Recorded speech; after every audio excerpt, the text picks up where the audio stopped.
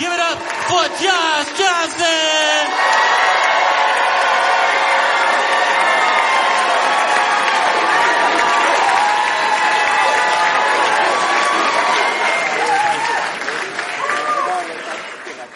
The world has a clear imbalance to it, and people get away with things all the time that they shouldn't be able to. But every once in a while, something really fair happens. Yeah, I mean, something happens that's so fair that you're like, even though a person took it into their own hands to make it happen, you're like, you know what? This makes up for a little bit. Like, I'll give you an example. Okay, so my buddy is a wedding photographer. He's been a wedding photographer for like 17 or 18 years, maybe even 20. And so he's done weddings, for most of his adult life. He got into photography as a kid, and now that's like his prime means of income. And so he was doing this wedding, and everything's going good. Everybody dancing, having a good time, like get that slide. The toast, everybody's toasting, I've always loved you. Good conversation, eating good food. And one of the bridesmaids walked up to him at some point in the wedding and was asking him questions because she was getting into photography. And she even thought, I might photograph weddings one day. Maybe that'll be how I make money. And so he was giving her, sort of like lowdown on how he does it and how he expects there to be like a wedding season. That'll be where he makes the bulk of his money, and then he'll have to save up money. The conversation lasted about like 4 minutes, right? But then she walks off, and then the groom walks up, and the groom walks up and says to him, look, you are here to take pictures. Okay? I don't want to see you talking to the guests or anything, because while you're talking, you could be snapping, so snap, snap. All right? And so then this dude, goes ahead like a professional, finishes all the pictures and everything. And they get their pictures 2 weeks later, which was the agreement. And the bride looks beautiful.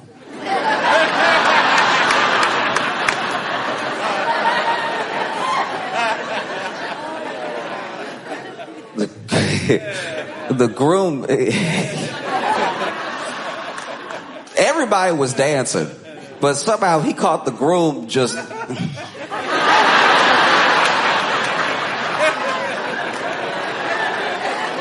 Everybody was eating. It was only with the groom that was like... Everybody was toasted. It was only the groom that was like... So obviously this dude called him back, furious. He was like, what's wrong with you? I thought you were a good photographer. Are you out of your mind? Why are you taking pictures like this and sending them? My wife looks beautiful. You made me look terrible. And he was like, oh, I just wanted everybody to see what you were like on the inside, from the...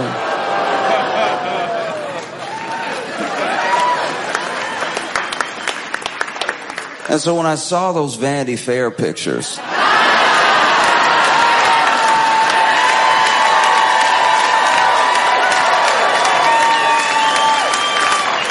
I was so genuinely taken aback. So in case you haven't seen them, wow, spectacular. Jeez. In case you have not seen these Vanity Fair pictures, they are so fundamentally wild. Okay, so Susie Wiles did an interview with Vanity Fair, but they did like a whole profile of Trump's cabinet, did all these pictures of Trump's cabinet, right? And the photographer, Christopher Anderson, was taking the pictures, and he's known for taking pictures that are sort of like out of the box in general, like you do know what you're getting into when you hire someone like him, because you know he's going to do something unconventional, something fresh, right? And he took a picture. He took a picture of J.D. Vance. Is way too close. It is way too close to his head. It's so close. Oh man. The picture is so close it looked like when you go to take a picture with your phone and you open it and it's accidentally on selfie mode. And then you get insecure. You're like, ooh, ooh.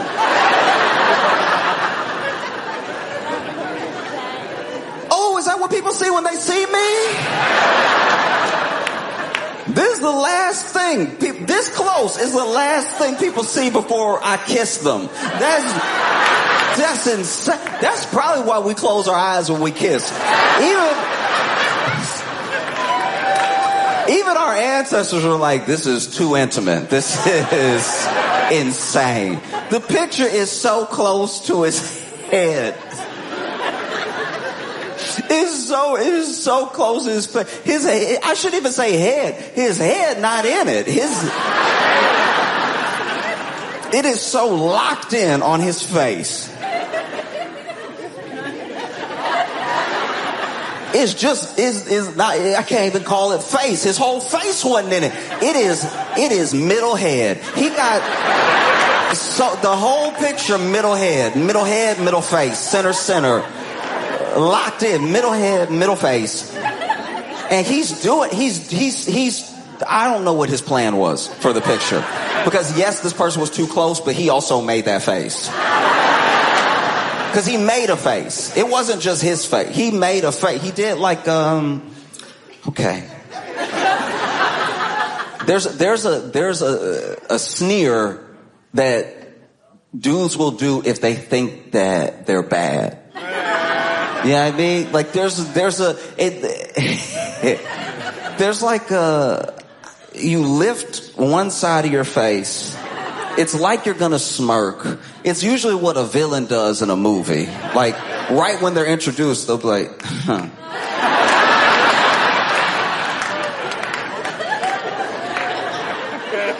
Now, he did overdo it. He did overshoot the sneer, so it's very much like, oh.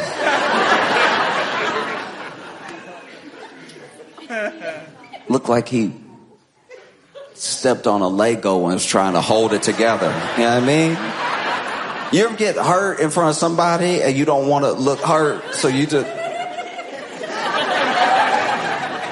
Okay, I'll give you a good example. All right. One time for 4th of July, I went with some friends to their family's 4th of July. Spent the whole 4th of July with them, right? And they were firing off in the backyard. A bunch of the kids were firing off Roman candles, right? And so then they all... Right? Everybody was having a good time. And then this kid fired one off. And then the last one exploded, but it exploded before it got all the way out of the tube. So some of it did explode like on his hand a little bit, right? And everyone saw it. And then, kid is like 12, 13, right? And then there was this other girl at the party who was like 16. And so she turns, because we all heard the pop. And then she turns, she's like, oh my gosh, are you okay? He's 13. She's 16. She's an older woman. She just saw something horrific happen and asked him if he's okay. And he went...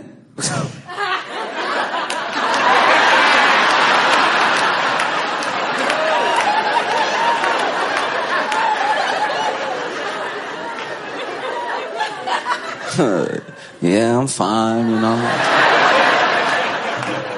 It's whatever, you know what I mean? Like, sometimes things pop off, you know what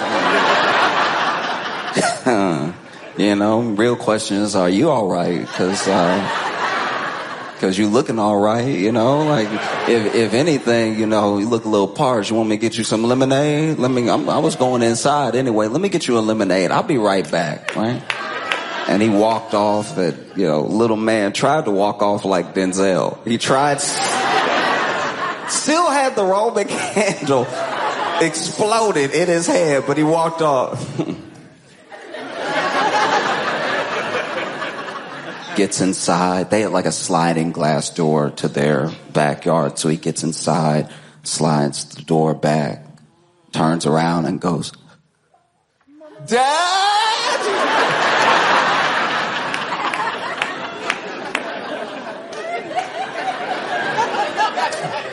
Anyway, J.D. Vance had like a...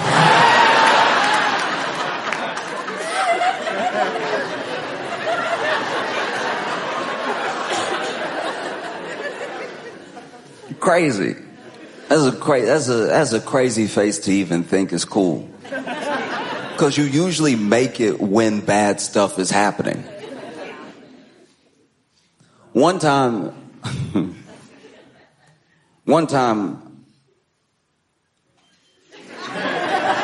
this is vulnerable. I'm sorry, but okay. So one time I went to this fair. It was when I lived in Chicago, and they did like that Taste of Chicago thing. And I went, and there was this one place that had the cheese. I don't remember what it's called, but basically they take a piece of bread and they melt the cheese over the bread, and they use a knife to like cut the last little bit of cheese, and they hand it to you. And this was something I had never had before. I grew up in Louisiana. I grew up around a lot of like Cajun food, a lot of like, like jambalaya, gumbo type stuff, but I had never had this. And just this particular bread with butter, with this cheese on it, was one of the best things I had ever had in my life up until that point. It was so good. It was so good, I went back several times. It was so good that I went back several times. And then I went home and was telling people, I was like, they had the cheese, and he had the knife, and he was like... And then, and lay it out over the bread and everything. He never spilled a drop of cheese. I was blown away. If he had spilled it, I would have caught it. This was some of the most delicious cheese I've ever had in my life. I didn't know a person could eat this much cheese. I ate it like soup. This was the most cheese I've ever eaten. I usually have cheese if it's like a little single slice on a burger or something like that. This cheese I could eat all day, which I did, right? And then the next day, I was full of cheese. I was full of cheese the worst way possible. I was so full of cheese. Okay, so not only did the cheese mess me up, because I had nightmares. Because you know how they say don't have dairy before bed and everything? I had eaten so much dairy that it was basically before bed, even though it was hours of... So I had cheese and... Poof. Still remember the dreams, I still remember. It was like two of my bullies from high school and a boss that this was also what is crazy. This is why I haven't touched that cheese since, because I think it made me see the future, because it was like two of my bullies from high school and a mean boss that I didn't have yet. I wouldn't have this boss for another year in real life. Like, when I saw him, when I was introduced to him, I was like, because he was from my dream. This cheese took me to another dimension that night. So then it was these two bullies. Then this man over here, right? Hadn't met him yet, but they were all standing around me, and they were like, what do you eat? Like, you're not special. And then I woke up, it had been hours. That was the only thing that happened in the dream. I saw three of them, and they were like, you're not special, and it had been 6 hours. So I don't know if it took them 6 hours to say that in the real world, or if they said it and then I just didn't register anything else for 6 hours. But when I woke up, I was sweating. I was sweating so much, and I was sweating cheese. I was sweating pure cheese. I smelled like my chango had a car accident with Brie, and... turned around in the bed, I was sweating pools of cheese. I sat up, felt like I had a rock in me. Stomach felt heavy and everything. I was like, that was too much cheese. It was too much cheese. I knew it was too much cheese because they almost didn't serve me the last one. The last one they didn't want to give me, but a sale is a sale. You know what I mean? And so then, sweating. I was looking in the mirror. I looked terrible. Pouring sweat. Looking in my own eyes in the mirror. And then sat down on the toilet and nothing happened. Nothing happened. And not for lack of trying. I even made the face. I was like...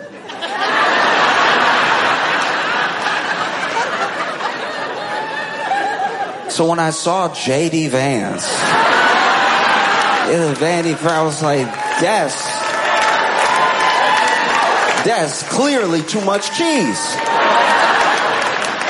This man looked full of cheese. The picture is so close to his head. It is crazy. It looked like him, but doesn't look like him. He's got one of the most interesting faces I've ever seen. Because he is not, but somehow almost, but definitely not, but maybe, but if you look real fast and blink twice, kind of handsome. You know what I mean? Like if somebody flashed a picture of his face, you'd be like, I think that was a chin. Like I think whoever you showed me has a chin. And then if you look at him too long, you're like, what are your cheeks doing? All right? What is their function? Are they out or are they in? I can't tell what is happening under that beard. Even his eyes, I'm like, is that eyeliner? Is it eyeliner, or does he just have like a smoky eye naturally? Is that what evil does to a person? You know what I mean? Does he look like...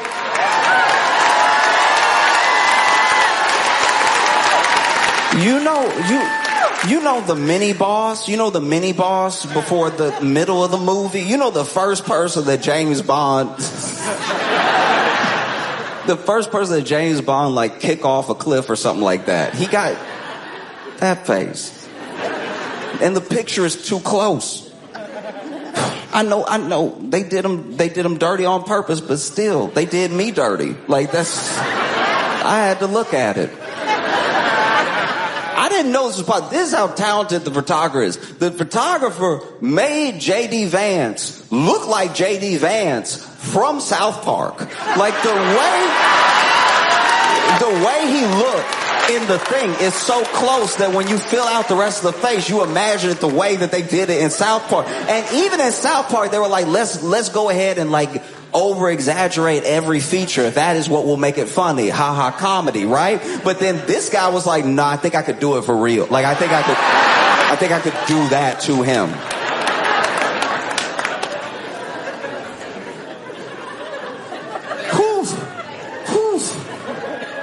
I don't know. If I had a picture of me like that, I think I'd have to start anew.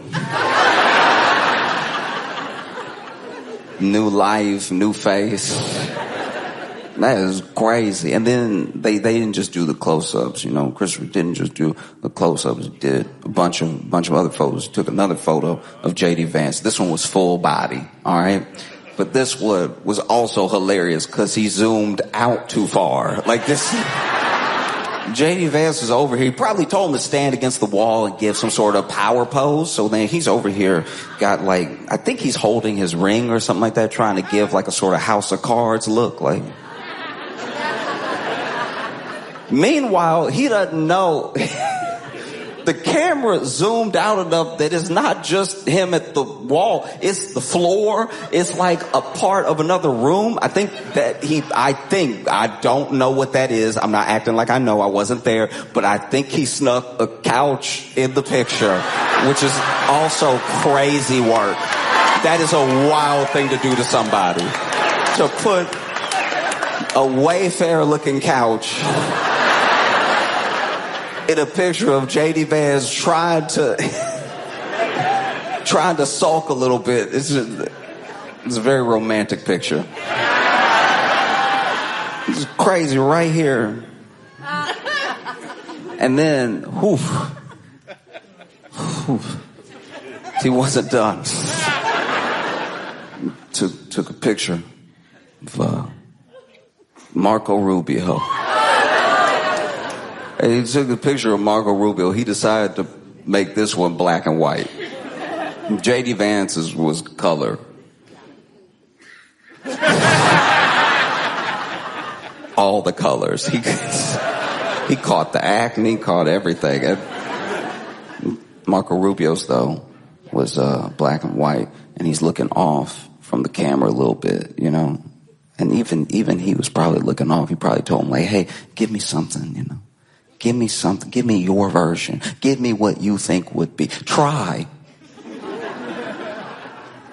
little sexy. And then Marco Rubio hit him with the...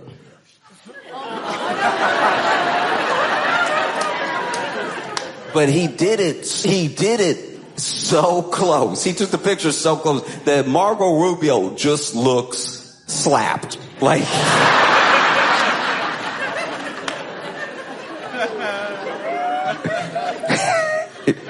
He looked like that moment that somebody gets slapped right before they look at who slapped him. You know what I mean? Like, they just moved your face. And a down slap, too. A down slap is very disrespectful.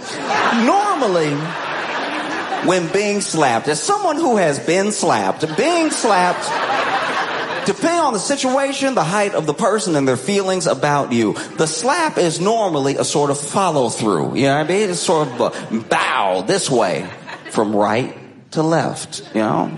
But if somebody really tried to disrespect you, or they got like 8 inches on you, they gotta aim down anyway, so it becomes a pow, a downward slap. Downward slap is tough to swallow. It is, especially as a man. If you get downward slapped as a man, oof, you gotta reevaluate things. I'm sure there are some people who didn't even believe in gun ownership until they got downward slapped.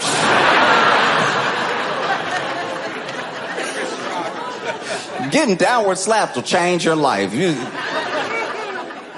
know, wow, right? You don't really catch up. Up is too close to an uppercut, but up would be funny. Somebody jump up, pow. Face goes, oh, look at the stars. But this, Marco Rubio down like this. Look like he's sulking a little bit. Like the picture is so close to his head. It looks like it looks like you are comforting him.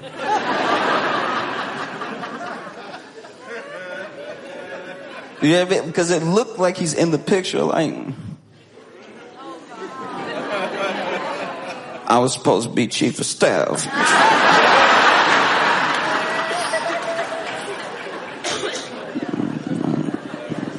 He promised. You know when you get mad and you don't know what to do with this, so you just put it in your shoulder? He promised.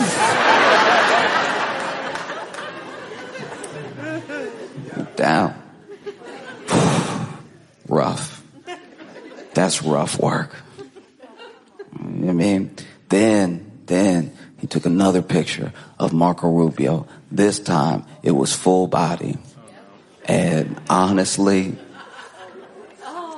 you should have stuck with close-ups, because the full body is genuinely wild, because Marco Rubio, I don't know what he told Marco to do, but he took a full body picture of him very far away. Once again, just like Jay Vance, very far away. Makes him look small. I don't know why Trump called him Little Marco Rubio. Maybe it's because he genuinely is a short man. Maybe it's because he shrinks up when he's around real men. Like, I don't know why Trump would call him Little Marco Rubio until I saw the picture.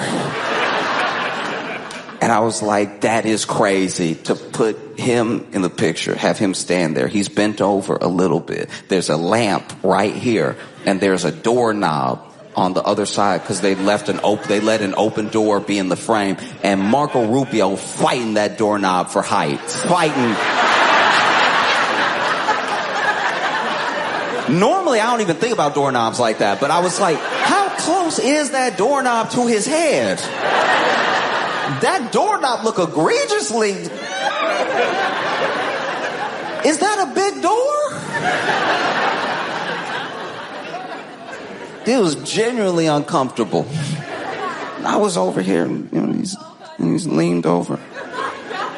This dude leaned over.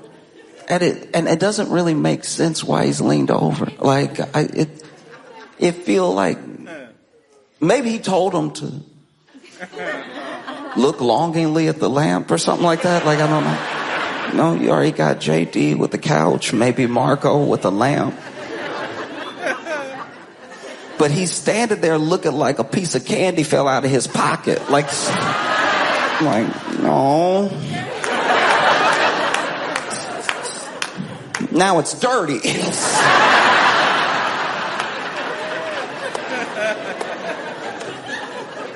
Oof.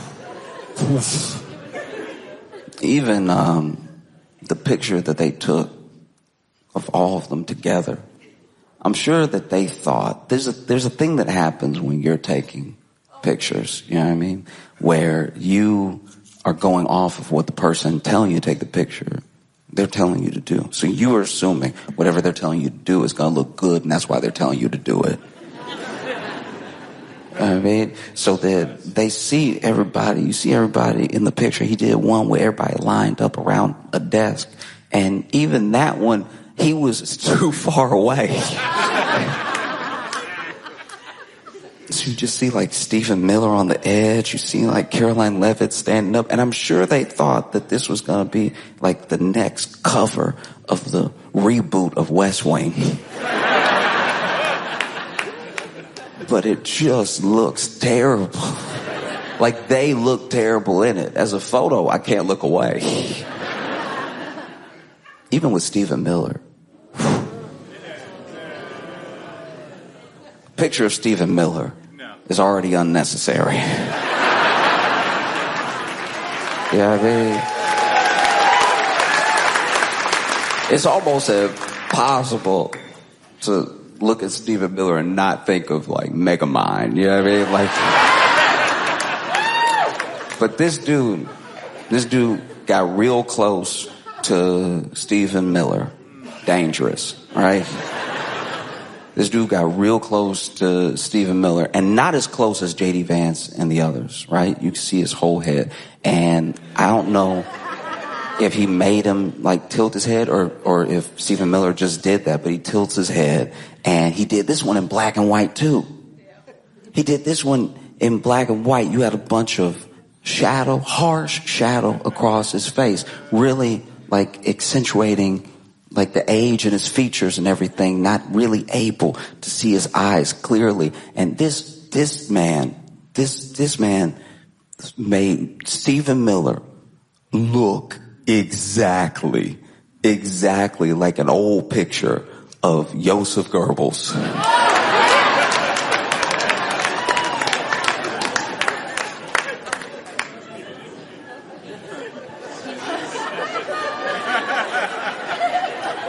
When I've heard Stephen Miller compared to Joseph Goebbels before, like that thing, that like concept is not new. What is insane is that Christopher Anderson heard the comparison and he was like, yeah, I could do it. I could do it.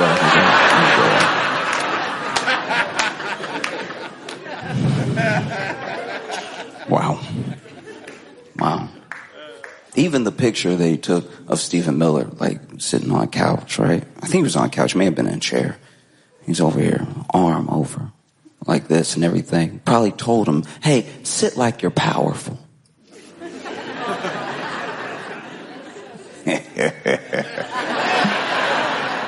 No, sit powerful, sit confident, sit like your wife isn't cheating on you with Elon Musk. I don't know, it's what I've heard. I don't know. He tells him to sit down, he sits down.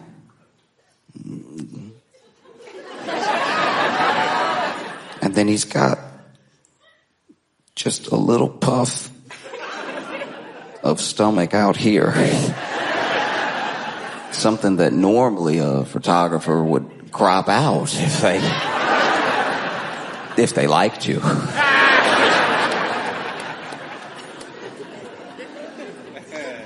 Even Susie Wiles, they took a picture of Susie Wiles, chief of staff, and that one very close. And she took that picture like she knew how close the camera was. Her eyes are very open, wide open. And maybe he got that close because if you just see her, you don't really make this sort of comparison. But like to me, with a picture that close, Susie Wiles looked like she from another dimension. where Martha Stewart never became friends with Snoop Dogg. Like, well, like a dimension where Martha Stewart was as racist as Paula Deen, never became friends with Snoop Dogg, and got into politics.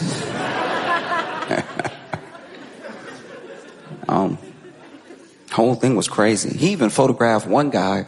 I'll admit, I don't really remember who that dude was, but he just sort of made him look at the ceiling. And I was like, all right, fair enough. Yeah, I guess he's also confused about what he does.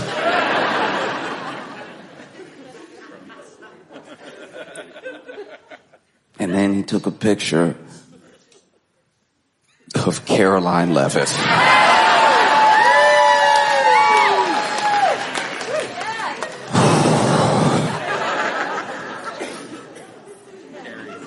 It's very close. Some would say 2. And it just, wow. It's so close that when I saw it, I was genuinely shocked. And I was like, yeah, that's a statement. That's a statement. I mean, you are the, like, mouthpiece for the government.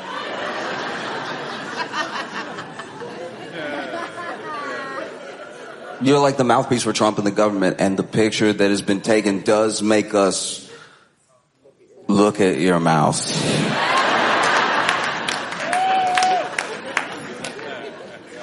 Yeah, I mean, usually it's full of lies.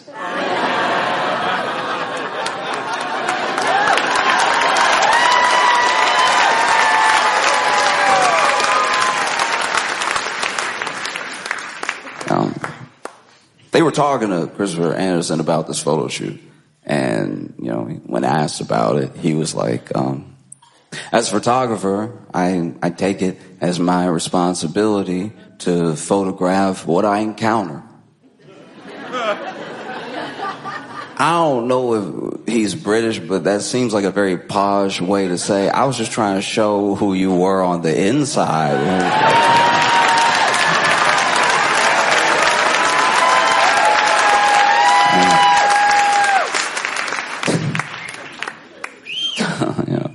It is funny, though, because that Vanity Fair article, you know, they interviewed Susie Wiles.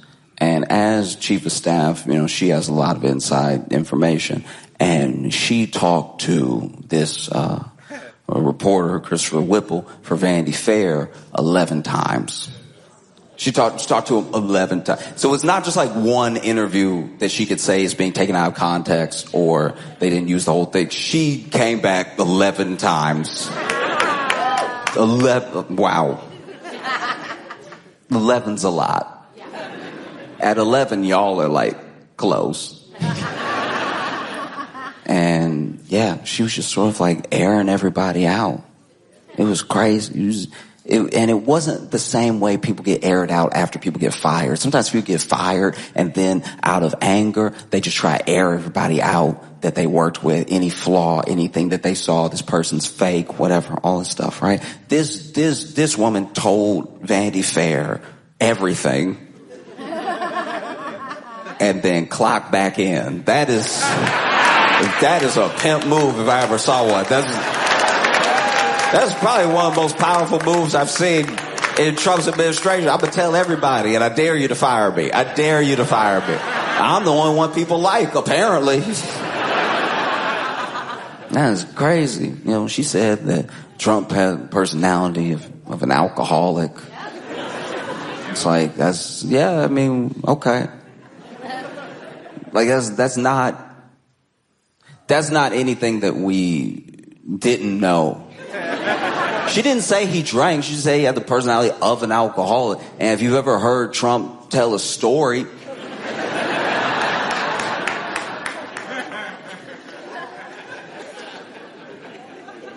I've been to more than 1,000 barbecues where the same type of story was told by the same uncle who had to digress, who...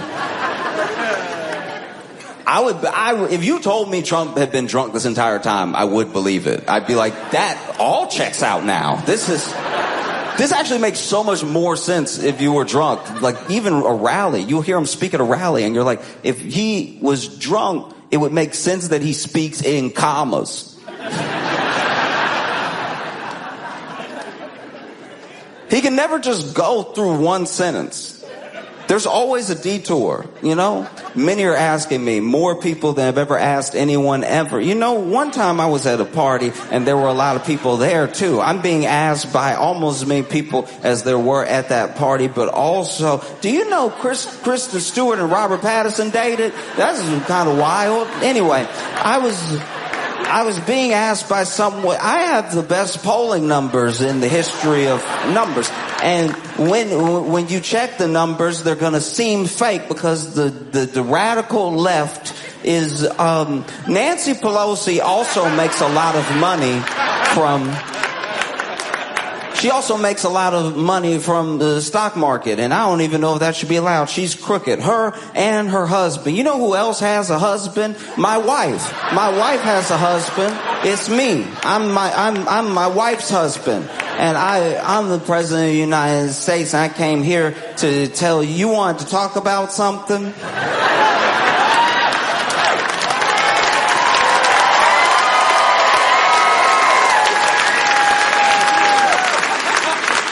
The closest thing I can describe, like, Susie Wiles' Vanity Fair thing to is, when I was in college, I would go to this fast food restaurant that was near the campus. I won't say which one, but I would go there, and I would go there just to hang out with one of the cashiers because she was amazing. She always was ready to tell you everybody's business while you ordered. We became fast friends because I would just walk in and be like, hey, how's it going? And she would tell me how it was going for everybody in there. She would air everybody out. There was one time I walked in, I'm like, hey, how's it going? I'll just get like 5 nuggets. And she was like, oh yeah, no, it's going all right. We a little short staffed because, you know, Willie got arrested last night. He got arrested leaving work. They arrested him in the parking lot right there.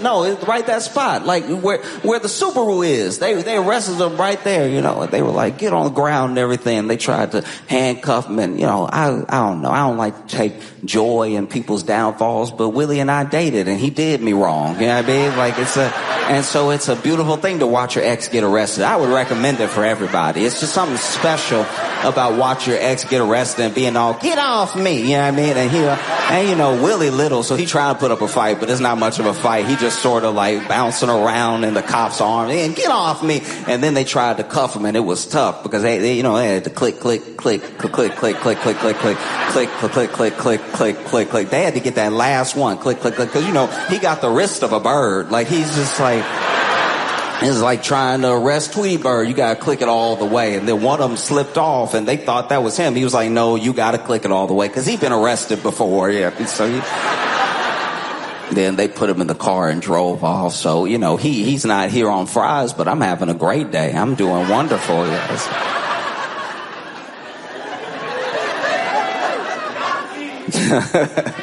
There was one time I went in there, I was like, hey, how's your day going? And she was like, you know, Trisha getting on my nerves.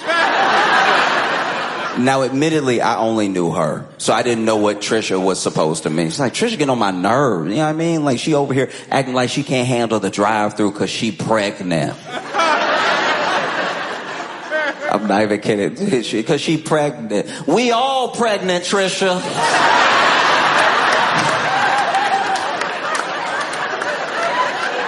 People gonna act like they can't do something because they pregnant knowing you pregnant. I'm pregnant too, Trish.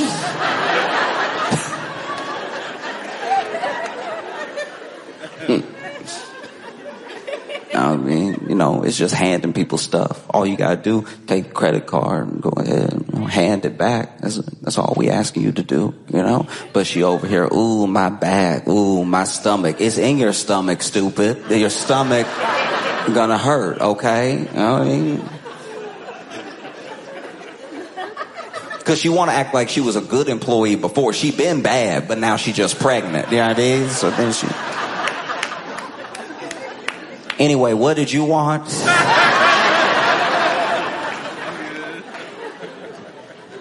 I was like, I just want to know more. There was one time I walked in. I don't know what beef they had before I walked up, but she was walking to the counter, and she was walking to the counter and was leading to the counter, saw me, and she was like, as she's turned it, sees me, had one more thing left that she wanted to say. She leaned towards the counter, starts getting ready to type my thing, but then she's like, stay pregnant, Trisha.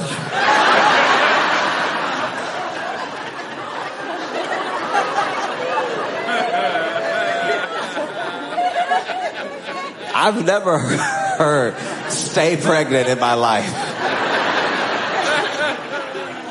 But I don't know if I'll ever forget it. I just would air everybody out. So when I was reading this Vanity Fair article and I was reading what Susie was saying, I was like, all right, I've been here before. Basically coming off like she thinks that J.D. Vance doesn't believe in much, how against Trump he was, and then all the way to becoming his vice president and everything. She even said some of the things that we knew but hadn't been said.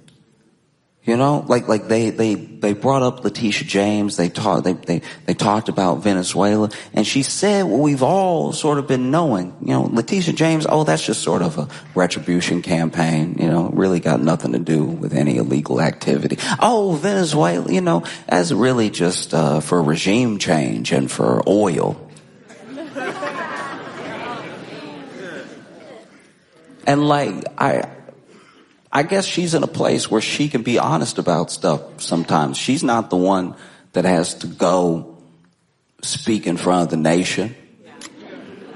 That's Caroline Leavitt.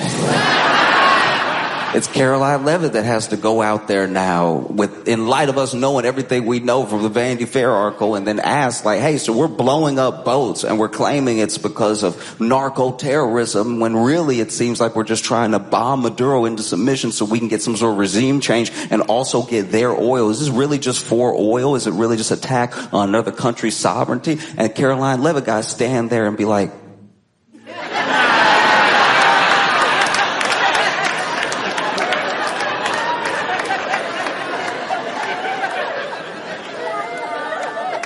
the president has been clear about this. He cares about the lives of American citizens.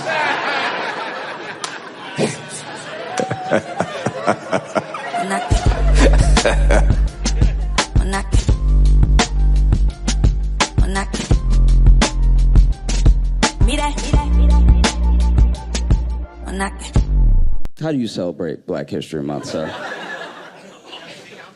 You come to see comedy shows? Good call.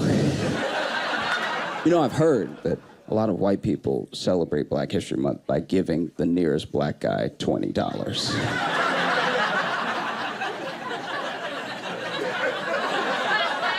If that ain't the slickest shit I've ever seen in my life. Y'all can't see him. He went...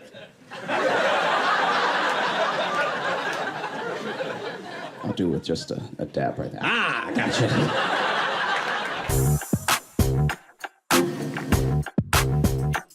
My name is Josh Johnson, and I'm originally from Louisiana. Growing up in Louisiana was like being in a bathtub, and you can't get out, and the water is dirty, and it's racist. Clap your hands, everybody, for Josh Johnson! I don't know if you can tell by looking at me, but I was fired from being in a gang.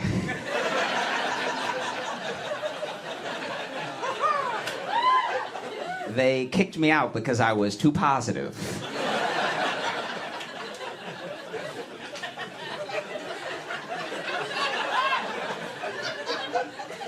They were like, "Why you always smiling, dog?" I'm like,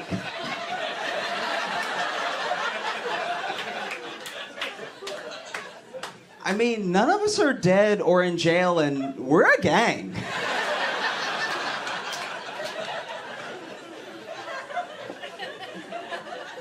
They also kicked me out because I apologized too much. Our drive-bys sounded like... Sorry! Like, that's...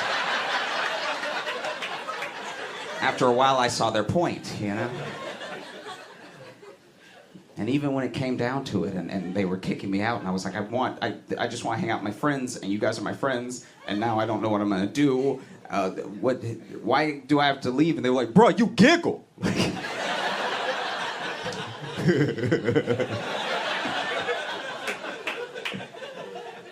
You just like a bad influence, dog. You know what I mean? Like, you over here bringing in puppies and lemonade and like...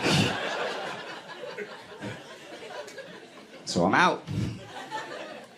I didn't know that I looked busted today until a homeless man didn't bother asking me for change. And he asked everyone, all right? He was like, hey, brother, hey, brother, hey, brother, hey, brother. Hey, brother, hey, brother, hey, brother. Oh, it hurt my soul. I took an Uber to get here, and I've come to a decision. We should not be able to see the car in the app on the way to pick us up. It's a bad idea. You are only watching mistakes. You are just watching like, oh yeah, 6 rights and you'll be here. That's perfect. That is wonderful. That's just what I wanted, you know? No, take another right. That makes sense. No, you should pass me. You're right, you know? Sometimes the car will disappear and then reappear in a place that is still not here. You know what I mean? And you're like, wow, teleportation. I had no idea we had reached this level of technology. That's amazing. Sometimes the car will just start spinning. And it'll spin further away from you, and you're like, is he drunk? Should I get in the car, you know? It's terrible, and it's disrespectful to the driver, you know? Because it's only their job to drive you, not to look cool on the way to pick you up. It's not their job to drift down the street and land in front of you perfectly. Pop the car door open like Ryan Gosling. It's just their job to drive you. They're not at work yet, and you're watching them. Imagine if you had that. Imagine if your boss had you on a screen before you got to work.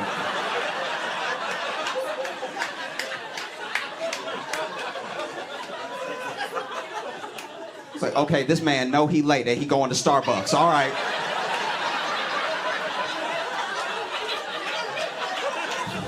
Okay, we're gonna have to have a discussion.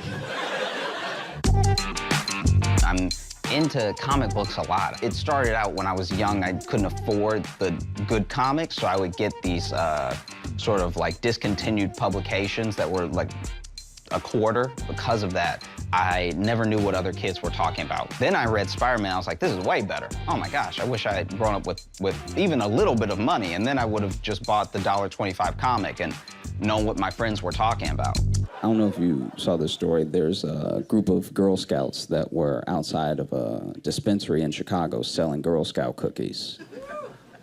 And what hustlers, you know? Like, we've come full circle as a society, because it used to be that kids would walk out of the store and an adult was trying to sell them weed. Now adults are walking out of dispensaries and there's kids like, hey.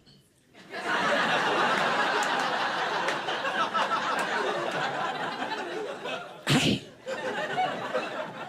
I got that good shit.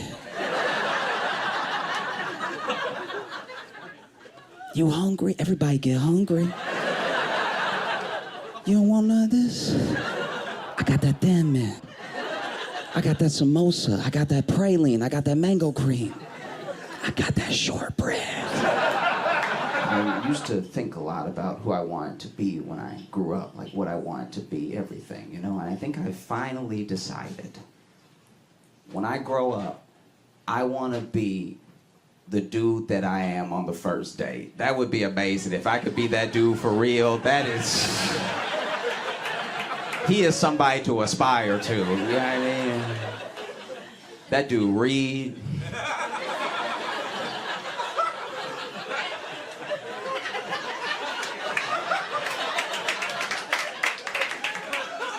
He pulled chairs out for people. I don't even pull out the chair for myself. I actually stick my leg under the table and drag the chair out like an animal and then sit down in it. And he's got money. You know what I mean? Like, my second date's just... We going through samples at Whole Foods while we learn about each other. The advice that I wish I got when I first started was to quit. I stuck with comedy because even though a bomb is this scary thing that no comic wants to experience, I don't do that well in individual conversations. And so a comedy show is just bombing with everyone at one time, you know? I haven't always lived here. I actually moved to New York from Chicago. Me too. And I quickly realized how proud New Yorkers are of their time. What I mean by that is how, like, long they've lived here. You know what I mean? Like people be like, I'm a real New Yorker, dog. I've been here 8 years. And then somebody in the back that nobody was talking to goes, nah, man, it doesn't start till 10. Like, what are you talking about? Your New York time shouldn't be measured by calendar year. It should be measured by your experiences, you know? Like, if we all moved to New York tonight, and we got off the plane and we got on the train, and then we got off the train as the train doors open, a homeless man coughs in your mouth, you've been here 2 years.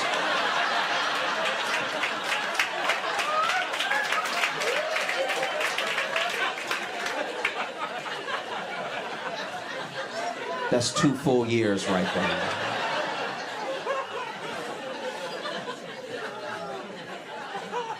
I was walking down Times Square, which was my mistake, you know what I mean? And I was walking down the street, I saw this young woman, clearly not from New York, because she was smiling very wide. She was genuinely happy. And you also could tell that she wasn't from here because she was looking up at, like, the screens and the buildings and everything, and she was just blown away because she had seen this in movies, and it's here now in front of her. This is insane, you know? And so then she opened her mouth to say, wow.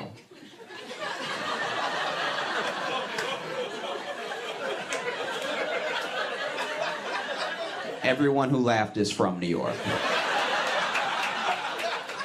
She opened her mouth to say wow because she was full of joy and hope and life.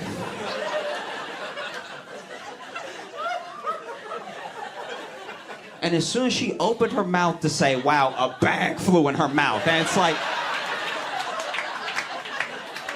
yeah, that's what happens here, all right? Were you happy? New York notice, and it's in a dirty Walgreens bag to fly halfway in your head. Close your mouth and tuck your chin like an adult.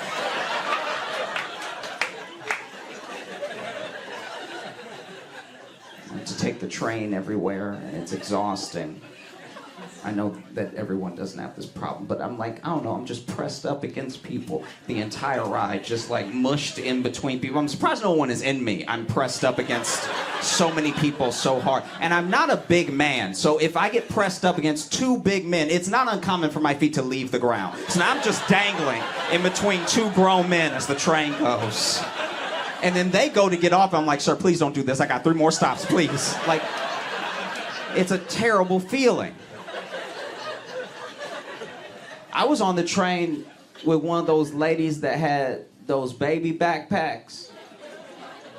You know what I'm talking about, where the baby is the backpack? Like, she don't want to look at her kid, like the baby hanging in the other direction, you know, in some sort of, like, suspended timeout. Baby could be gone for all she knows. It could be a sack of potatoes traded for a baby, and she'd still just keep walking, you know what I mean? So it was just me and the baby pressed up against each other, nose to nose like this, just mushing heads. And this is a baby. That's a soft head. I should not be mushing my grown skull against this baby, you know? But I'm mushing up against the baby, and I look at the baby, and the baby looks at me, and he's like, I don't know.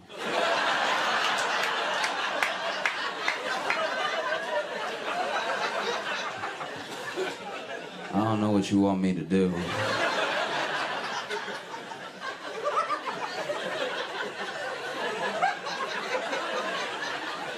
I'm a baby. My feet don't touch the ground either. And then the train sped up, and as it sped up, it like shook a little bit, and the baby, I don't know what age of baby this baby was, but he definitely wasn't like hold his own head up age. Like he was out here.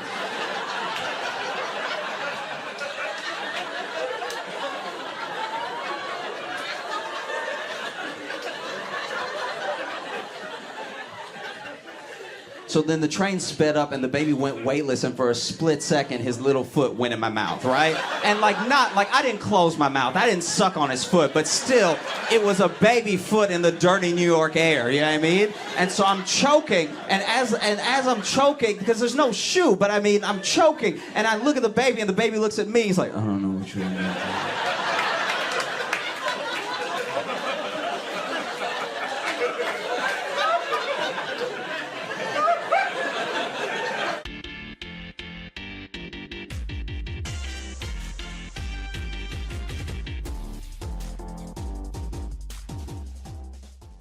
I was reading the news and I saw this Mark Robinson.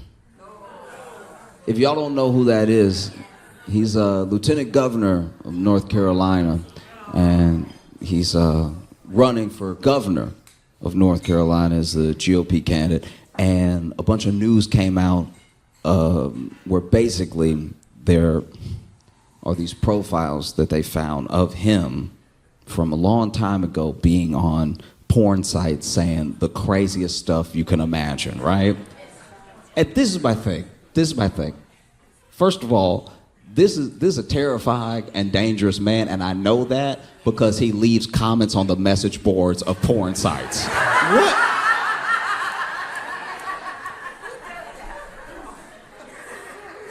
A porn site is simple, okay? You get in and you get out. You don't stay to chat. What's wrong with you? You're not here to make friends. You are out of your mind. Why are you just on here being with? That's weird as hell. No one I've ever met has been like, oh, well, I can't wait to log on and talk. That's a real sick man right there. That's crazy. And just so you know, Mark Robinson has been endorsed by Trump. Trump would stump with him and stuff like that. And he's been at Trump rallies and stuff. And then, Mark Robinson's a very big man. He's huge. He's a large guy. And Trump called Mark Robinson Martin Luther King on steroids. Because I don't think he understands how steroids work. They don't just make you bigger in general. They don't balloon you. You gotta work out a little bit. You gotta do something. Mark Robinson is over here being like, I think, I don't know what opinions he truly holds. I don't, because, politicians lie and they pretend to be who they think you want them to be. But it seems like he's trying to appeal to the most radical version of a conservative, right? And he has his little taglines, and he gets in with phrases. I think that's why Trump likens him to Martin Luther King, because he tries to put on an MLK-esque voice when he speaks and everything, but he says stuff that he sure as base wants to hear. And he said really horrific stuff about gay people, about trans people and everything. And they uncovered all of these things that he had said on the message boards of these porn sites because his username sometimes was his name.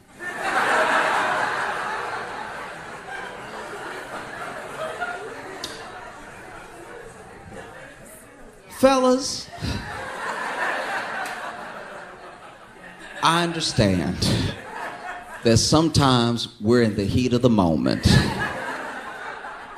and you go to one of these illicit sites, and the site asks you questions. Maybe the site, in order to enter, they want an email or something, or as eager as you are, please do not give them your actual information. This goes out to everybody. I don't care what you believe in, who you're voting for. Please do not give a porn site your real name an email address you use for work. I know it's the first email address that comes to mind when you've got other things on the mind, but make up an email address real quick. I know that sometimes that takes a second because then you got to make a fake Google account. You got to go back. You got to accept the email from the porn site and then just look. But make it so they don't know it's you every time. It shouldn't be that hard, but apparently it is, because then CNN and you know, the journalists on CNN, I don't remember if they're actually like CNN affiliates, but basically the journalists that looked into it found that on lots of, you know, porn sites, he was using the same username, the same handles, which turned out to be the same usernames and the same handles he used on like Twitter and like, fellas. Even if it means coming up with a fake name right now, just come up with something to say in your mind. The fact that he was using his email all the time, but it makes sense. I guess he would use his email because he was using his name and he was commenting and all that. So he probably wanted to get the feedback from what people were saying to what he was saying. Now that I think about it, maybe it was more intentional than dumb. Like, but he said insane things. This dude, first of all, on a porn site, no one is looking for feedback, really.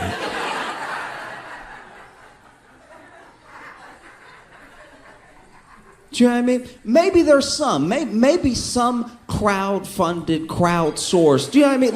Like I'm sure. Look, I haven't been on OnlyFans, but I'm sure with an OnlyFans, there are people that are like, I made this thing. I hope people like it. Let me get some feedback. This is what they like. This is what they don't like. That makes sense, right? But if you're just out in the world watching whatever comes up, and then you're just commenting all the time, you need a friend. This dude said such insane things. Some of them I can't repeat, but a couple of them I will.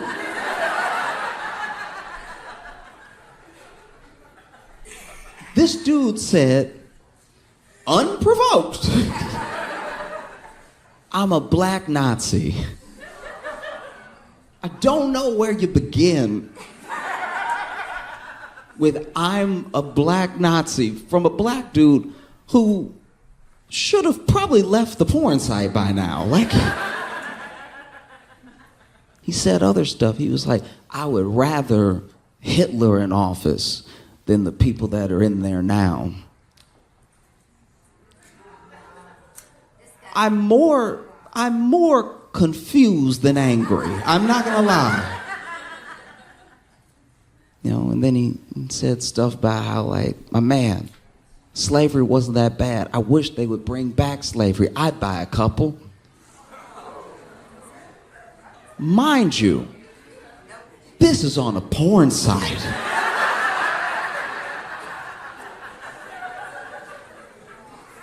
What wires do you have crossed in your head? Does being horny make you angry? What? In what world does that come up? You know, it's very specific. You know, in what world are you on a porn site and then you're like, you know what really needs to be fixed? The Senate.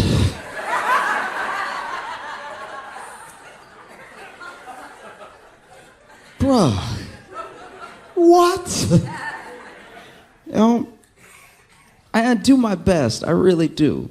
I do my best to try to understand people, and I don't get this one. This is beyond me.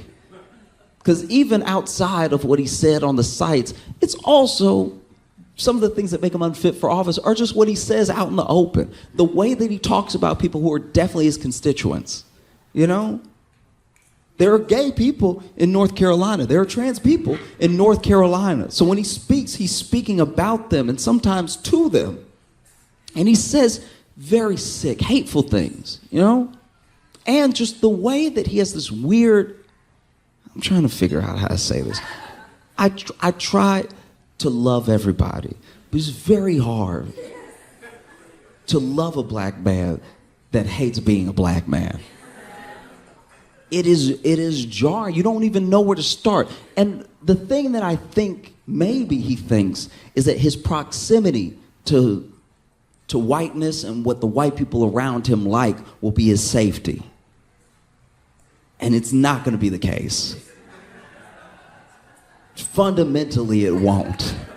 You know? Because when you say things like slavery wasn't that bad, I wish they would bring back slavery, I'd buy a couple. Who do you think? It's hard to get to the bottom of what this person is thinking, because it's so crazy, you know? It's like, it's one of those things where you look at the state of politics, and it's one thing to lie, and it's one thing to say what you think people want to hear, but it's another thing to be an absolute lunatic and already in office, because he's already lieutenant governor. So governor is not that far of a stretch. And he got to be lieutenant governor saying mostly what he says now, minus the porn stuff. And it's so bad that Donald Trump himself, the dude who would stump with them, this is Martin Luther King on steroids. He doesn't know what steroids are. This is Martin Luther King on steroids. Donald Trump's campaign is even telling him, hey, you may need to drop out.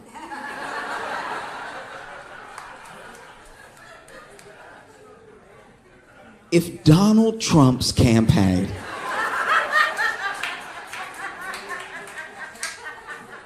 Donald J. Trump's campaign is telling you to drop out, you should probably leave Earth.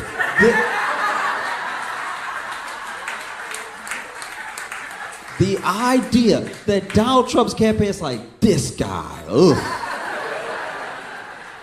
The fact that Trump distanced himself from Mark Robinson, Trump done distanced himself from Nazis. The fact that he was like, oof, this is pretty weird, right? You know? Like, Trump didn't denounce the Proud Boys openly. They asked him about the Proud Men. He was like, you know, boys will be boys, I guess, or whatever. But you, no. And that's exactly what I mean. Your proximity to whiteness won't save you.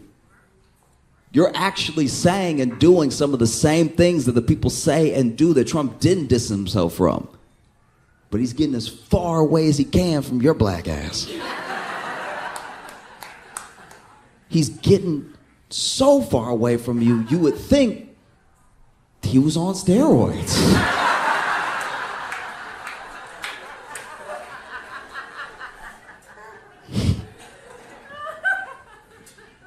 I think a lot about how we think about each other and we treat each other, especially now with like an election on us, you know?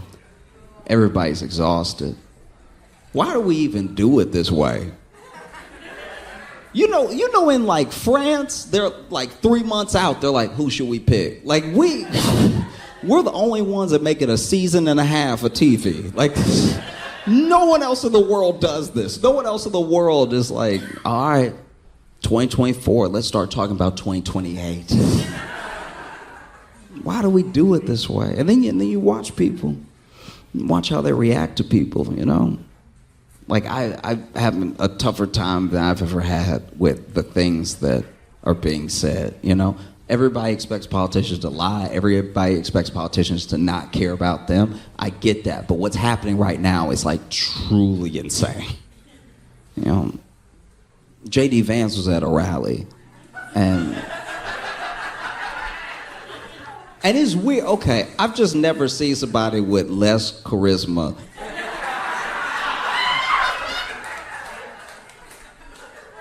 Like, J.D. Vance makes Ron DeSantis look like Ron White. Like, it's...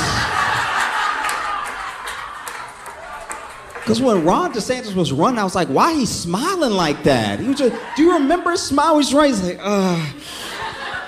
like, it's like it hurt him to talk to people, person to person. Then J.D. Vance got in there and nobody was happy. And J.D. Vance said, they asked him about how he felt about the whole rumor about the dogs and cats things affecting the Haitian community, why they've been zeroing in on Haitians specifically in Springfield for some reason. He's from Ohio and everything like that. And he basically said, and you can look this up for yourself if you think I'm being unfair, but he basically said that, this is a Democrat talking point and a point by the media and everything, as if he didn't say it. And then he basically says, everyone loves talking about those Haitians in the community like they came here legally and are doing everything legally, but they were brought in and they were legalized through a process by Kamala Harris that is unconstitutional. So as long as they're here, I'm going to call them illegal aliens. He's talking about the people who did the right thing, by the way. You'll still be illegal. You'll never not be illegal, in my view. That's wild. You can't do that. You just can't, because the law is supposed to be the law. You're supposed to be the party of law and order. You can't just be like, nuh-uh, that's not...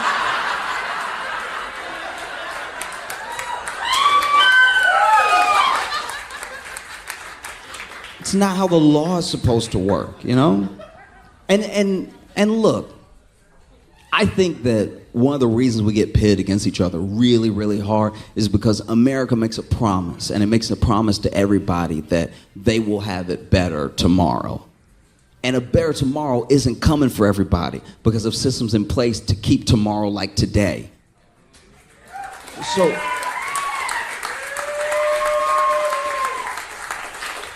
So when I see Donald Trump at a rally, and he says they're coming from Africa, they're coming from the Middle East, some of them are coming from Asia. These people are coming in our country, they're poisoning the blood of our country, and we have to get them out. I don't just think about people of color. I do think for a second about white people from the past, right? Because white wasn't always this singular identity. There was a time in America where if you were Irish, you were spit on. Where if you were Italian, you were beat. And everything that Trump says about them is what they said about all those people in the background, right? About their great-grandparents.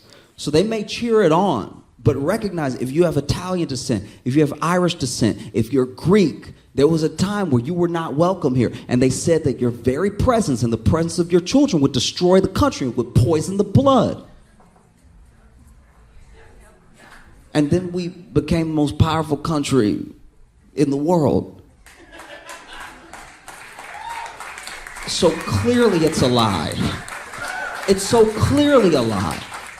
Do you know what I mean? And I'm not saying this as if I'm like, don't even have a program, open borders, just let everybody come in, spill it. The thing that they are painting, sometimes it's not even what's happening in the area. And look, I'm going to tell you right now that I think that there should be a fair and legal and simple process for becoming a citizen.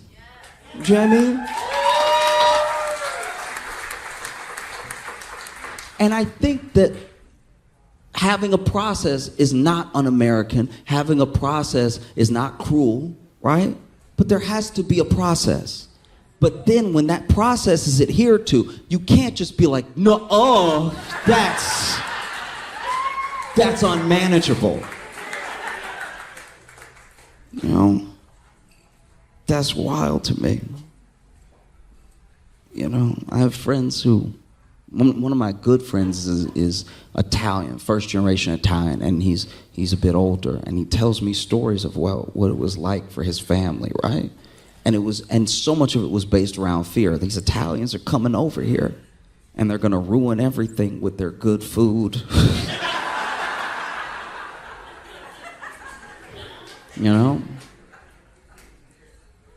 And they were called criminals.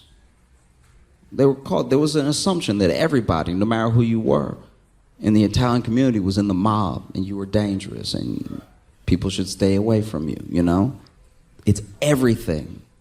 It's every single thing that's happening now. I'm not saying that there's no possibility of having an immigration problem. I'm not saying that it's not something that needs to be addressed. I'm saying the rhetoric that you use when you talk about people is important. No matter what you do when you build policy, you know?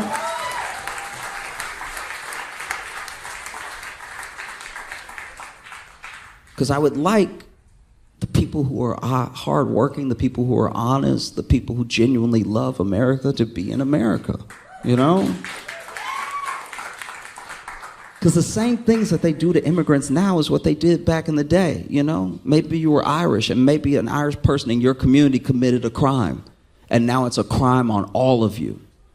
Not just one of you did it, y'all all did it.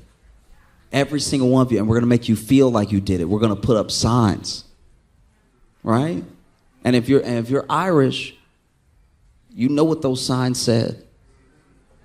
You know what I mean? So where did that get us? And where are we now? You know? Because we didn't send those Irish people back. We didn't send those Italian people back. You know, we found a way to make things work, and you build on a process and you improve it. I'm not saying there's not a process that doesn't need to be improved. I really am not. I'm saying that the way that you talk about people is important. Outside of anything else, whether they share some land with you or not. You know, and the same things that are happening now are what happened back then, you know? I'm scared of having a political process that's it's untenable. No.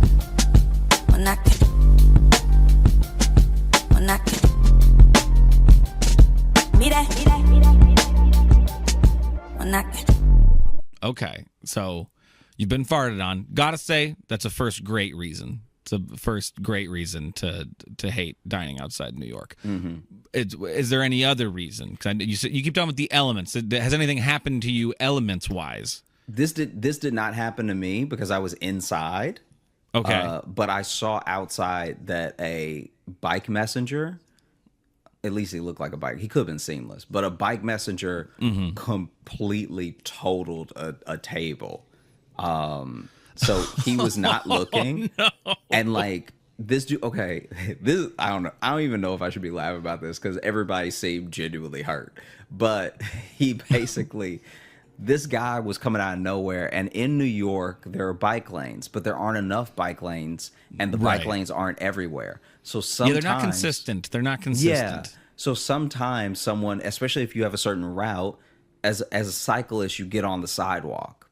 Mm-hmm. This person clearly was turning from a street with a bike lane to a street without one, and was not looking ahead, was probably looking sideways or maybe looking for the bike lane or whatever, where it was going to continue. Because behind them, they're being chased. To be fair, there was a van. Like this is what ended up happening. There was a bike lane, right? This person was in the bike lane. At the turn, like at the intersection, there's a parked van that they would have either had to turn more into the road to pass or mount the sidewalk to pass, okay? Gotcha, yeah. When they mounted the sidewalk, whether they were looking at the van or whether they were looking to see if the bike lane was there, they mounted the sidewalk and then just completely ate up this couple that was sitting at a table outside. Damn. Like it was really bad. That's like a like the person, that's like a movie stunt. Yeah, like the person on the bike went flying first, right? Oh, no. So the person on the bike went flying. Then the person that they sort of flew over just slid more onto the table. Then the person that they flew into fell back with them. And so the person that they flew over that's like pushed into the table just falls sideways. So then all the food falls on that person. But it was one of those things that when you see it, you immediately think that the the cyclist is in the wrong, but then you see the van and you're like, all right, well, I don't think that should be there because no one was in it. Oh, Someone yeah, just yeah. parked their van, like, you know, kind of in the intersection almost. But yeah, like Just imagine you're at, That you're would've- at a restaurant would've- and the table explodes. he, I was gonna say, like, yes, it sounds bad. It sounds like everyone got hurt, but golly, I bet that'd be great to see. Oh, man, look. Oh man, that'd be so awesome Look. to see. Sounds really bad. I hope everyone was okay. Can you imagine? Okay, this is what it looked like. Do you remember the Spider-Man movie from 2001, maybe? The one with Yeah, Tobey Maguire, the first The one? original Spider-Man, Okay. yeah. The original Spider-Man. Remember, I think it's in the first one or it may be the second one, where Mary Jane's talking, his spidey sense tingles, and then he grabs her, and because Doc Ock, yeah, it must be the second one, because Doc second Ock one, yeah. throws the car into Through the coffee shop. Yeah. Okay, imagine that, but if nobody moved. Because the cyclist came crashing into them. And there was no superhero sequence where they dodged anything. Every Yeah. plate hit them, the cutlery hit them, every knee was scraped. Like it just everyone flew too much. Everyone, because the cyclist flew so much that I was like, let's make sure he's moving. You know what I mean? Was this a scene for something? Was this a stunt chase that happened Yeah. here? Yeah. And then the person who got hit from the back, they fell like Family Guy style because they also had Like a bent knee and okay, so not only they always have that arm hanging like behind them or whatever. yeah, so for the people just listening, okay. For the people just listening, just imagine a person is on the ground and a table is sideways, but the tablecloth is on them, like tucking them in. The tablecloth has fallen on them with the plates. And they're not moving right away. Everybody is as hurt as they are surprised. Dude, this was like genuinely, I thought I had seen A death? You thought yeah. I thought I had genuinely seen someone like messed up for real. Like we're always flirting with it. yeah. The Josh Johnson show, flirting with the afterlife. That's what we are. Because the way that everyone fell had to be like the sloppiest way you could fall. Because also these weren't like young people. Yeah. You know what I'm saying? Like these weren't I do know what you're people- saying, and that's the last detail that I didn't want. Dude, that like these people look like they Even only the- got even the two of those cyclist hits in them. Even the cyclist was an elderly man. He wasn't that old, but he was like I he was know, but old didn't enough make that it. you don't want him to fall off his bike at all, right? like he didn't look like Biden on a bike, but he looked close, you know. Yeah.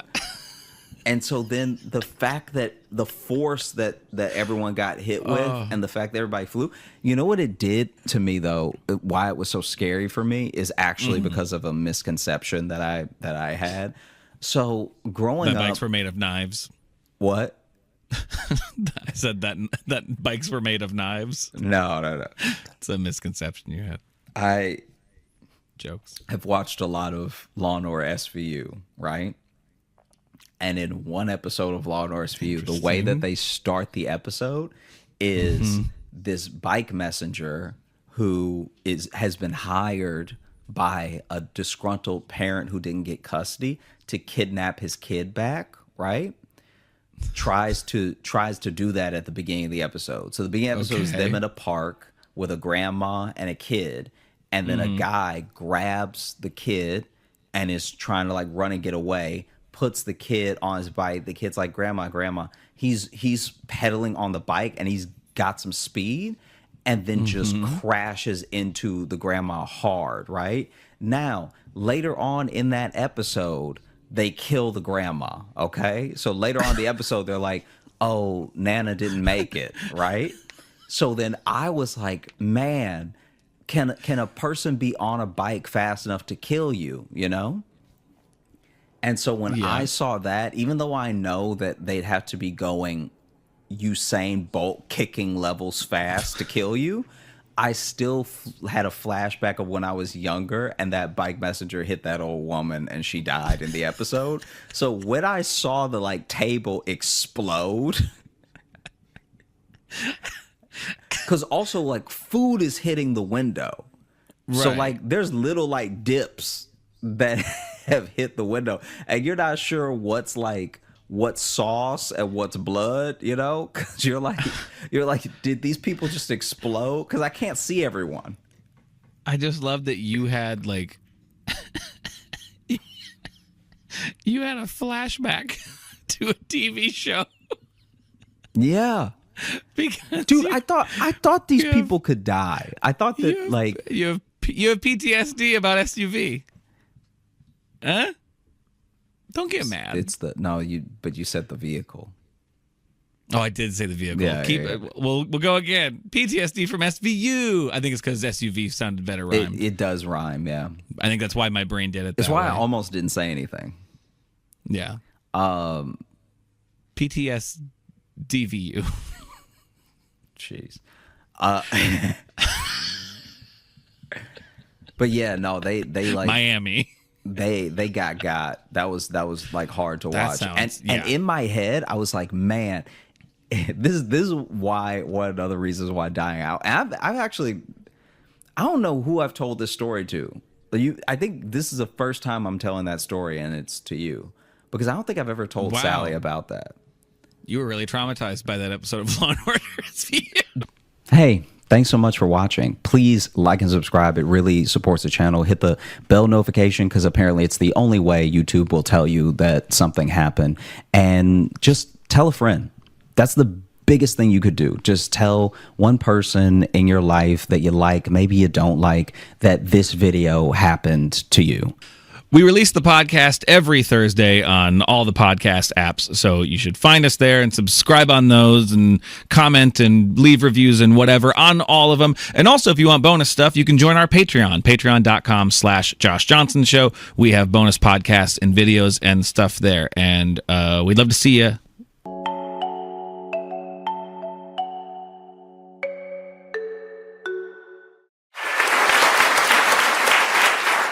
Thank you for coming out on this exceptionally hot summer. This is genuinely crazy. This is like this. It's bad. It's bad. Like when you walk outside, you don't even appreciate the sunlight. You know what I mean?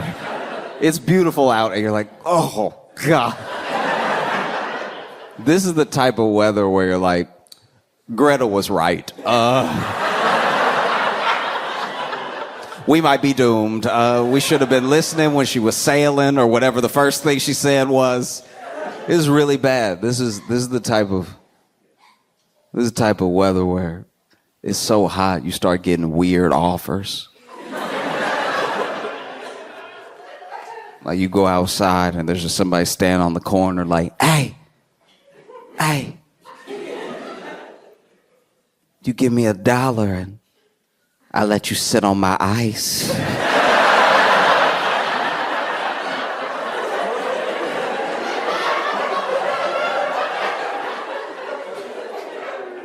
I don't see any ice out here. Yes, sir. Trust me, there's ice. There's a bag behind you.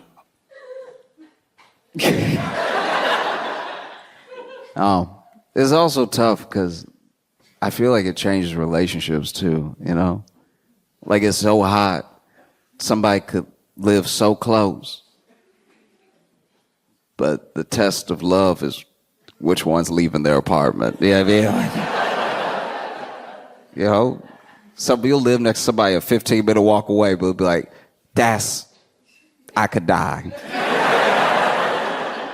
I can't be doing that just out willy-nilly just for you to see me. We can FaceTime, all right? Like, I feel like even the way people are sexting must be different, you know? You're just texting somebody, middle of the day, like, hey, I got that AC.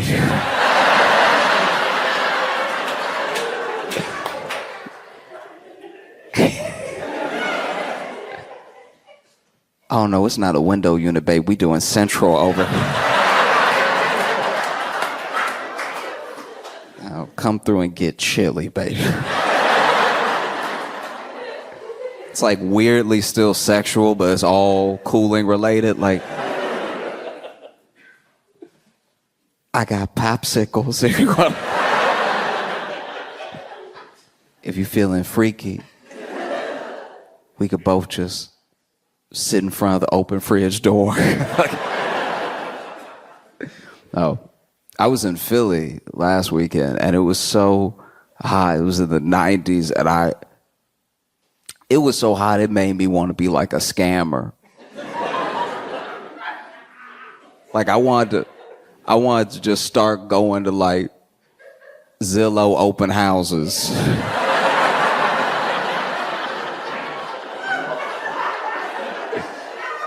Places I have no intention on putting an offer down on. Just to stand to the AC, be like, oh, 2.5 bath, okay.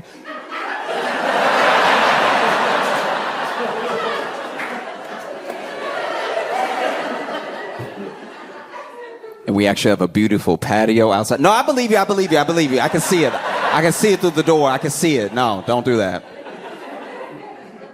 Oh. Sometimes someone that you love very, very much, right? Someone you care about deeply comes to you with a problem. And this problem is something like weighing heavily on them, right? It's taking up all their mental space or anything. And you love this person, right? And they come to you and they're telling you their problem. They're trusting you with whatever it is. And while they're telling you their problem, you realize that it's boring. Don't do that. Don't be good people right now. We've all had somebody come to us, a brother, a sister, an aunt. Someone has come to us, and you, as they're telling you their problem, you're like, I don't give a shit about any of this. Like, why are they even telling me? I can't even help. What are they doing? This is ruining my Saturday. So sometimes someone that you love very, very much, deeply, comes to you with something serious to them that's a real problem, and it's boring. But somehow, overhearing a stranger's problem is always fascinating. I'll give you some examples.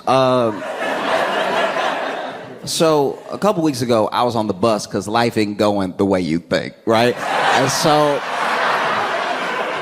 I was on the bus, you know, the people's limousine, right? And I was on the bus and I was holding the rail, and another guy next to me was holding the rail, but he had his phone like this, right? Like tucked into his arm. And he was just like, I don't know what to do. All right? I do not know what to do. She keep fucking dudes off Facebook Marketplace.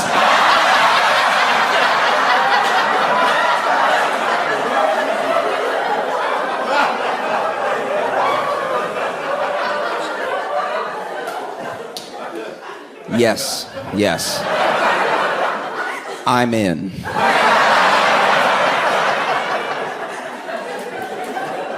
Tell me all. Because this man's on his phone like, I can't even trust her to go get a lamp.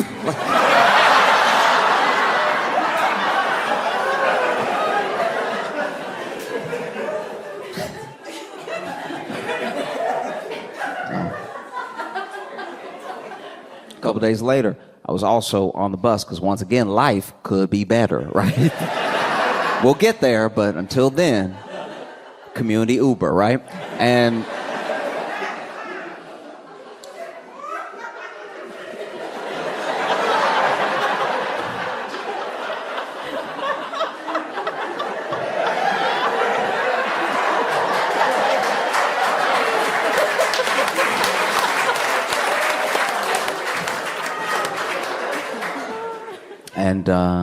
as I got on, I sat down next to this guy. Now, this guy is being louder, out loud, than my AirPods can get in my ear. So I don't even feel like I'm eavesdropping now. He offering this up to the class, okay?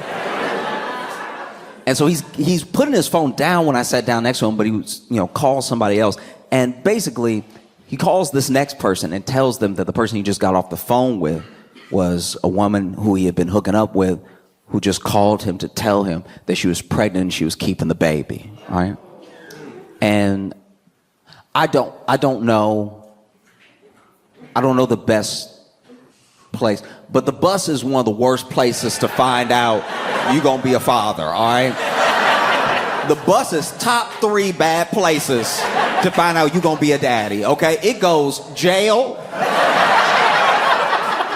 the toilet, the bus, right? And so this man is like, talking on the phone, and then he goes, yeah, it's wild because we didn't even have sex this year.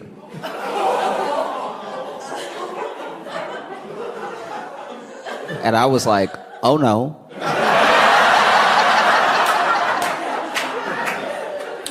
He's gonna be a father.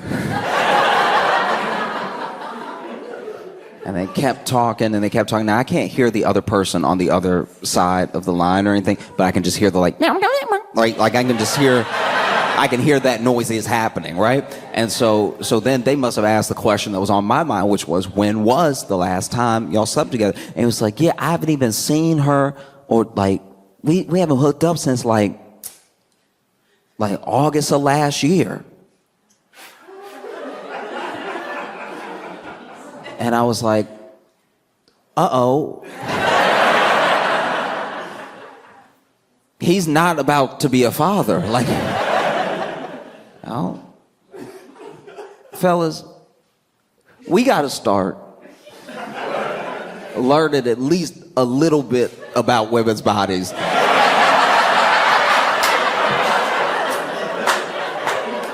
If nothing else, so we can't get fleeced like this. Like, this is... Because this man said, without stuttering, he was like, yeah, she about 10 months along, right? I was like...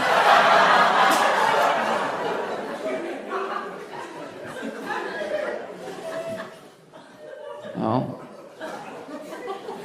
And then they kept talking, they realized he actually did get the math wrong, right? The math was wrong. It was 11 months. And I was like, okay, so when do I step in now as a stranger, right? Like, when do I step up and step in to help?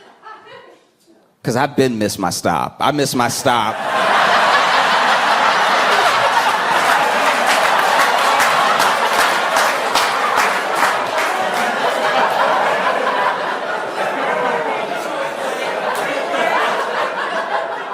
I missed my stop at 10 months, right? And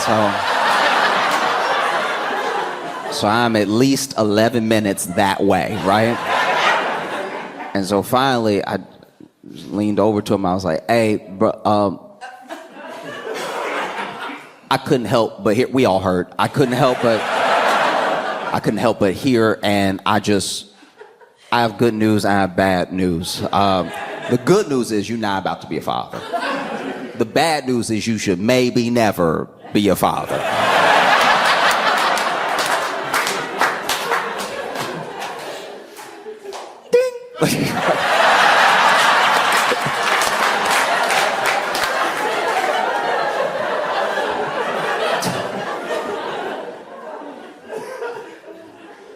You also overhear wild stuff like the heat changes people for real. Like there are things people do in the heat that they would not do otherwise. Like I was walking my dog, and in the background, like way down the street on the corner, I heard a little kid get into a fight with the ice cream man. Because once again, I'm walking my dog, and just in the distance I hear, nigga, it's a nickel.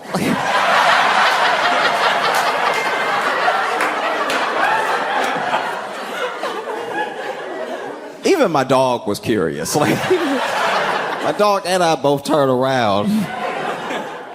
And the ice cream man was like, I don't care what it is, you short, little man. And this kid looked up, I don't know how old he was, looked up at the ice cream man, head can't reach the counter, and goes, your dick is short, I want my chocolate.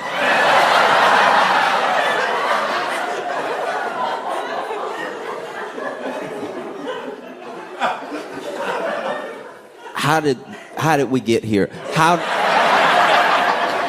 did these two individuals come together in this moment? Because one, who is this kid? But two, what happens in your life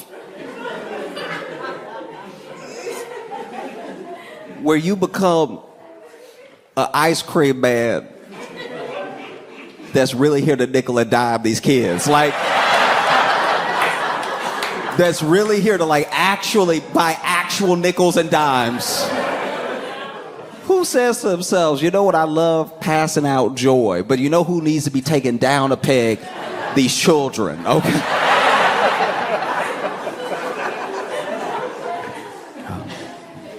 I'm trying to figure out what type of friend I am. You know, I think I'm a good friend to a certain degree. I feel like if I discover for myself the type of friend that I am, I'll be a better version of that friend to everybody, right? Because I'll know my limits, I'll know what I'm willing to do, what I'm not, and everything. And I'm quickly realizing that I am not the advice friend. Don't come to me. Truly, don't come to me at all, because my advice to you will be directly related to how your problem affects me. I'm trying to let everybody know that now, in case, because you know, you never know. Sometimes you meet someone at the show, y'all become friends in real life, and then maybe they have a problem and they come to me, they're like, Josh, what should I do? I'm telling you right now, I am not objective. I'm not the one, right? Like, for instance, I have a lot of friends that are getting married this summer into the fall, right? So the big wedding season and everything. And so a couple of my friends have come to me, right? And you just need to know, if you're having troubles are normal, right? People get cold feet. People fight a lot leading up to a wedding. The stress, people's families sometimes don't get along. That stress. You know what I mean? Like, all of it is normal. But if you come to me, my advice to you will be directly correlated to if I already bought the gift.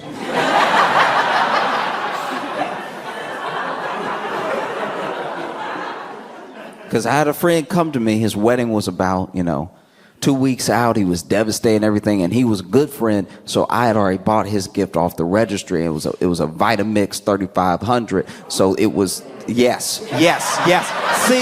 See, exactly, yes. 100%, yes. And so I'd already got that Vitamix, and anytime a relationship seems shaky, I look up the return policy just in case. And this particular model, they didn't carry anymore. So he comes to me, and he's upset and everything, going on, and I'm just looking at the receipt. And so finally, he looking at me to say something. I was like, dog, you love her. Like, she, your moon, your stars, all that stuff. Like, everybody cheat, okay?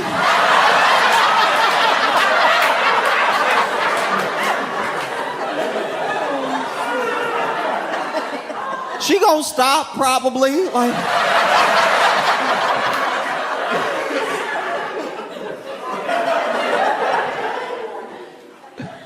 I had a different friend come to me, and this friend, the wedding was about like 2 days, like two days out, and my man comes to me, and his problem was very specific, deeply specific. Basically, his fiance and the wedding planner had planned out the whole wedding, pretty much top to bottom. They weren't really asking him for much, but then he was offering up. He was like, is there anything that you need me to do that I can take off your plate? And she was like, no, we got it. And he was like, well, there's got to be something. Like, I want to be involved somehow. And so then she told him that basically they had everything planned down to a T, but he could pick the place mat at the reception, right? Like the little place that as long as it was in line with the color theme, he could pick that. And so then my buddy poured over for like several days all these like little different, you couldn't even tell the difference between them, all these different placemats and stuff, and was like trying to make a good decision on the right one and everything. And he finally picked one, and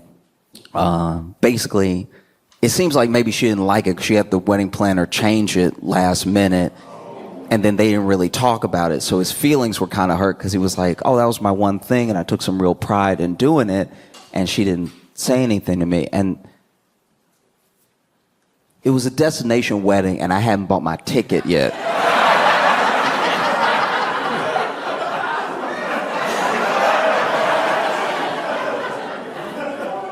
I hadn't bought my ticket and I hadn't got a gift yet. And so he was telling me about it and I was like,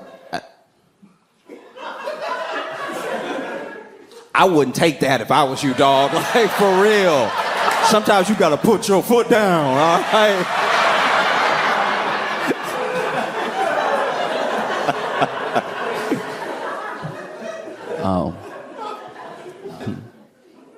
I've been watching some of the, like, older people in my life and everything, and it's crazy. My friend, his grandparents were together until his granddad passed away. And his granddad probably passed away at like 85 or something like that. But him and his grandmother got married young.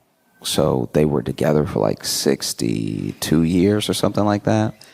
It was crazy. And people always want to know the sort of secrets to staying together and like having that sort of relationship, that bond. And he said that his grandma basically summed it all up very quickly. She was like, if you want to be with somebody for the rest of your life, you have to know and accept that the first year is lust. The next 10 years are love. And everything else after that is spite.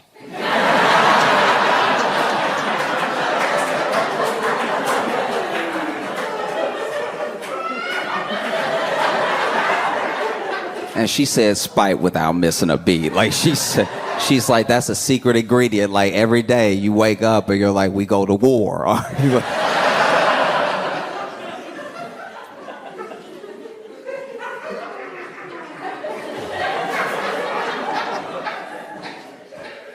And basically, she tells this story about how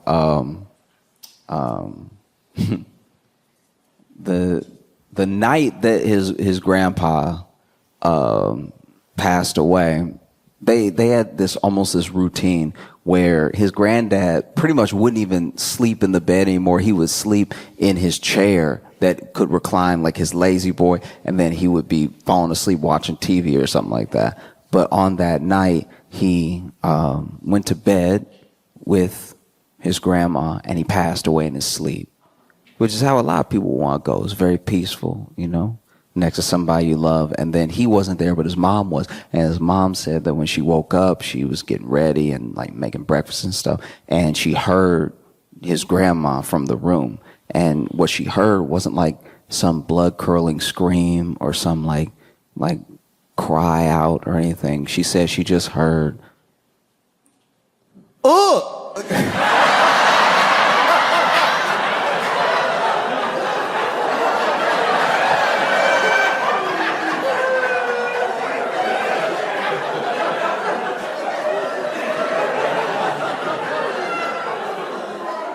What? Ooh.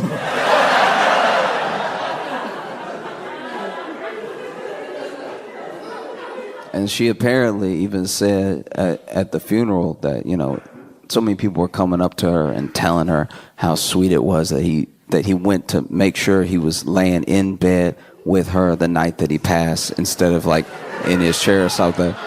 And she was like, ain't nothing sweet about it. He did that on purpose. He knew.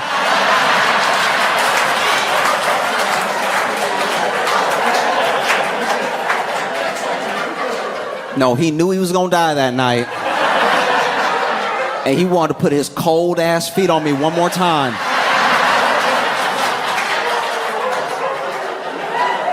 because they were cold when they were cold when he was living, but then they were cold, right? And at a certain point, you get used to the cold, and then you turn around and he all.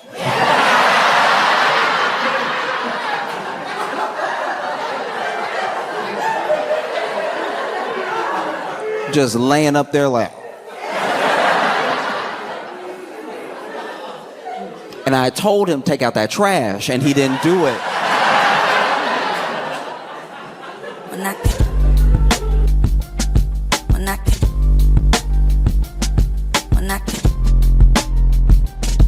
Mira.